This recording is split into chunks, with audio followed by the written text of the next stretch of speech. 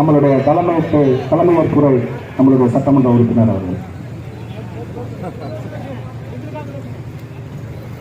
அனைவருக்கும் வணக்கம். இது ஆர்ப்பாட்டத்தில் பேசுகிற ஃபஸ்ட்டு பேச்சுன்னு நினைக்கிறேன். இந்த ஆர்ப்பாட்டத்தில் முக்கியமான இது என்னென்னா, ஒன்றிய அரசை எதிர்த்து தான் நம்ம இது பண்ணுறோம். ஒன்றிய அரசை எப்பொழுதும் நம்ம எதிர்ப்போம். ஏன்னா நம்ம எப்பொழுதும் பார்ட்டிக்கு அடிபடிய மாட்டோம்.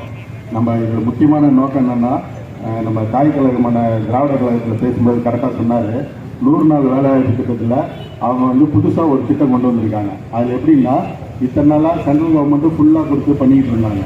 நான் இப்போ போகும்போது கூட எல்லாருக்குமே சொன்னால் அதை நிப்பாட்டிட்டாங்க. இப்போ அதில் 60% தான் அவங்க கொடுப்பாங்க, மீதி 40% தருவாங்க.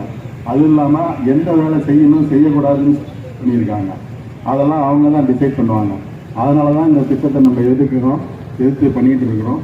இந்த திட்டம் வெற்றி அடைகிறதுக்கு திருப்பியும், அதாவது இந்த எதிர்ப்பு வெற்றி அடைகிறதுக்கு நம்ம திருப்பியும் நம்ம தலைவர் தளபதியை முதலமைச்சராக தேர்ந்தெடுத்தால் தான் இது நடக்கும். அதனால் வரப்போகிற எலெக்ஷனில் கட்டாயமாக எல்லாரும் திராவிட முன்னேற்ற கழகத்திற்கும் அதன் கூட்டணி கட்சிகளுக்கும் வாக்களிக்குமாறு அன்புடன் கேட்டுக்கொள்கிறேன். நன்றி, வணக்கம்.